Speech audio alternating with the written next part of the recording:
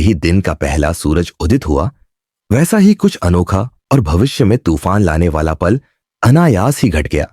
एक ऐसा क्षण जो न सिर्फ अनु और आर्य के जीवन को बदल देगा, बल्कि उनके परिवारों के लिए भी एक ऐसा अध्याय खोल देगा जिसकी कल्पना किसी ने नहीं की थी। क्योंकि जिस समय गुरु मां ने अपने कमलवत हाथों को अनु और आर्य के सिर पर रखकर आशीर्वाद दिया, उसी क्षण अनु की मां की आंखें चौंधिया गई। उनकी आत्मा हिल गई। उनके दिल के अंदर कोई रहस्यमयी सन्नाटा पसर गया, क्योंकि उन्होंने कभी सपने में भी नहीं सोचा था कि वह महिला जिसकी वह कभी कदर नहीं करती थी, वह गुरु मां एक दिन उनकी बेटी की शादी को आशीर्वाद देगी और उसका जीवन तय करेगी। लेकिन यह कहानी इतनी सीधी नहीं थी, क्योंकि इस आशीर्वाद के पीछे एक लंबा रहस्य, बहुत सी अनकही कहानियां और एक अतीत छुपा था जो किसी ज्वालामुखी से कम नहीं था। क्योंकि अनु और आर्य की प्रेम कहानी अब केवल दो दिलों की नहीं रह गई थी। यह एक समाज, एक परंपरा और एक मां बेटी के रिश्ते की परीक्षा बन चुकी थी। अनु जो बचपन से ही अपनी मां की हर बात को पत्थर की लकीर समझती थी, आज उसकी आंखों में आर्य के लिए वही नमी थी, जिसे देखकर उसकी मां को लग रहा था कि उसकी बेटी उसकी हाथों से फिसल रही है। और आर्य, जिसने जीवन में कभी हार नहीं मानी थी, आज गुरु मां के आशीर्वाद से मानो उसे वह शक्ति मिल गई थी जिसे लेकर वह सारी दुनिया से लड़ने को तैयार था। लेकिन अनु की मां, जिसने वर्षों तक अपनी बेटी को अकेले पाला, समाज से लड़ा, अब खुद को ठगा सा महसूस कर रही थी। क्योंकि उसका डर यही था कि कहीं उसकी बेटी उस इंसान पर भरोसा ना कर ले जिसने कभी खुद अपना अतीत नहीं बताया। लेकिन गुरु मां के सामने कुछ भी बोलना जैसे सूरज को दीपक दिखाना था। और जब गुरु मां ने पूरे परिवार के सामने कहा, यह जोड़ी सिर्फ 7 जन्मों की नहीं, बल्कि यह 2 आत्माओं की मिलन है जिसे ऊपर वाले ने खुद तय किया है, तब पूरे माहौल में एक गूंज फैल गई। लेकिन अनु की मां के दिल में चुपचाप एक तूफान चल रहा था जिसे कोई देख नहीं सकता था। और जैसे जैसे गुरु मां ने आर्य का हाथ अनु के हाथ में रखकर कहा, अब यह रिश्ता मेरा आशीर्वाद है, उस पल अनु की मां को अपना अतीत याद आ गया।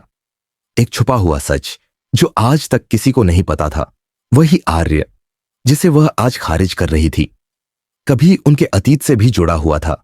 और अब उस रहस्य के बाहर आने से पहले ही वह खुद को खोती जा रही थी। लेकिन गुरु मां की आंखों में सब कुछ साफ था।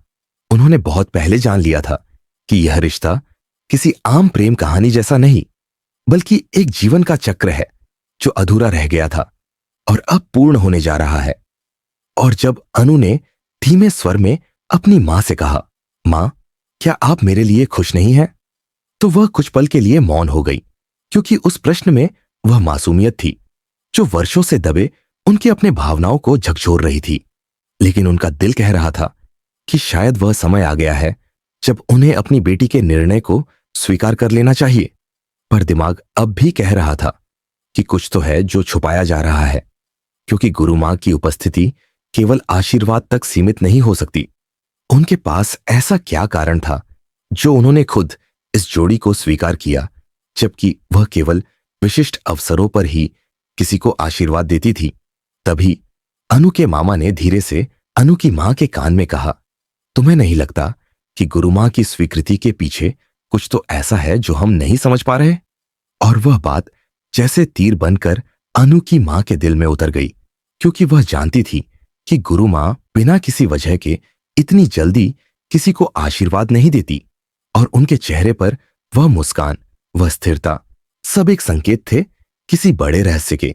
और यहीं से शुरू हुआ एक नया अध्याय, जहां एक मां अपने अतीत के साए से लड़ रही थी, एक बेटी अपने वर्तमान को बचा रही थी, एक प्रेमी अपने प्यार को साबित कर रहा था, और एक गुरु मां अपने कर्म और धर्म के बीच संतुलन बनाए रखने की चुनौती ले चुकी थी।